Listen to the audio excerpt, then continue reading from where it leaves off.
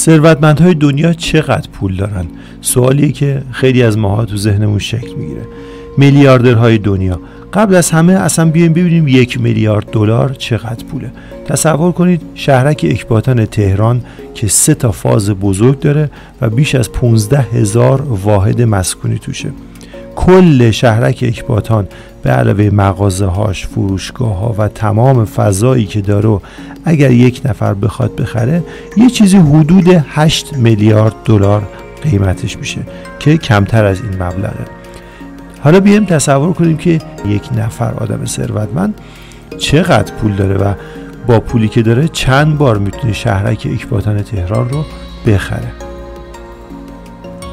حالا که تقریبا متوجه شدین که 1 میلیارد دلار چقدر پوله، بیایم بریم 20 ثروتمند دنیا رو از نفر آخر، یعنی از نفر 20م به ترتیب با هم ببینیم کیا هستن و چه کار میکنن و از کدوم کشورها هستن. بریم با هم بررسی کنیم. نفر 20م خانم بتانکور، مالک برند لورئال، 83 میلیارد دلار ثروت و فرانسوی و تولید کننده محصولات آرایشی بهداشتی. نفر 19م آقای کارلوس اسلیم، امپراتور مکزیک، امپراتور مالی مکزیک، 89 میلیارد دلار ثروت و تو کار مخابرات هم هستن.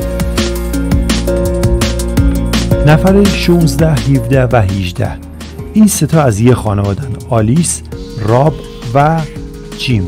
90، 95 و 97 میلیارد دلار که مجموعاً میشه 280 میلیارد دلار. اینا ثروتمندترین خانواده جهان هستن که وارث بزرگترین خرده فروشی دنیا یعنی والمارته که این شرکت حدود 65 سال قبل تأسیس شده و الان توی 15 کشور دنیا 8500 تا شعبه دارن. نفر 15م جنسینگ هوانگ، بنیانگذار انویدیا که کارت گرافیکاش معروفه، تولید کننده سمای کاندکتورهای بسیار ریز، یعنی چیپستایی که خیلی تو دنیا لازمه. ایشون 99 میلیارد دلار ثروت داره. نفر 14م مایکل دل، بنیانگذار، مؤسس و رئیس شرکت دل که کامپیوترها و لوازمش رو حتما هممون دیدیم و داریم استفاده میکنیم. میرسیم به نفر 13م مایکل بلومبرگ، باز هم آمریکاییه، 104 میلیارد دلار ثروت داره. تاجر و نویسنده آمریکایی، مدیرعامل، سهامدار و یکی از بنیانگذارای شبکه رسانه‌ای بلومبرگ که چند تا تلویزیون، شبکه جهانی، وبسایت و ایستگاه تلویزیونی داره. موکش آمبانی، 68 ساله، هندوستان، 114 میلیارد دلار، عمده کارش نساجی، نفت و مخابراته. استیو بالمر، آمریکایی، 125 میلیارد دلار ثروت، مدیرعامل سابق مایکروسافت، تمام ثروتش رو از راه کارمندی به دست آورده، نه مؤسس بوده و نه فامیل. نفر دهمین ثروتمند اول جهان، بریم ببینیم.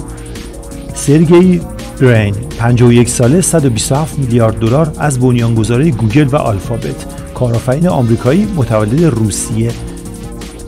نفر 9 مالک برند زارا، آقای اورتگا، 89 ساله، اسپانیایی، 129 میلیارد دلار، برند زارا، برشکا، دوچه گابانا و چند تا برند دیگه هم داره. نفر 8 آمریکایی، لری پیج، از بنیانگذارای گوگل و آلفابت که 133 میلیارد دلار ثروت داره و الان 52 سالشه. بیل گیتس، 137 میلیارد دلار، یه زمانی ثروتمندترین فرد دنیا بود، مالک و بنیانگذار مایکروسافت، همتون میشناسیدش، نیازی به معرفی نداره.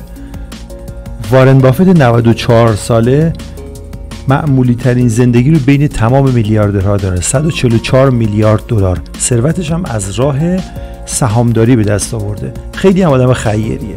نفر بعدی که میشه نفر 5، ایشون فرانسوی هستن، 74 ساله، با 173 میلیارد دلار ثروت، مالک بسیاری از برندها مثل دیور، لویی ویتون و کالاهای لوکس دیگه که احتمالاً شما دیده باشید.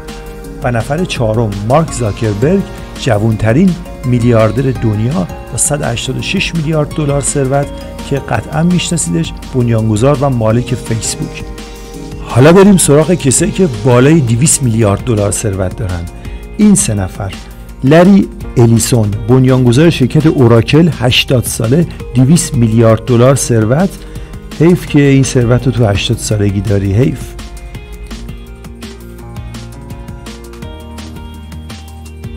جف بزوس حتما میشناسینش، مالک آمازون، بزرگترین خرده فروشی آنلاین دنیا با 204 میلیارد دلار ثروت که بزرگترین طلاق دنیا هم همین چند وقت پیش انجام شد که کلی به خانمش پول رسید. همون دیجیکالای خودمونه دیگه آمازون. و همه اینها رو که بگذرونیم میشه رتبه یکم ثروتمندترین فرد دنیا میرسه به ایلان ماسک معروف با 251 میلیارد دلار ثروت، مالک شرکت‌های تسلا، شرکت‌های فضایی اسپیس ایکس و استارلینک.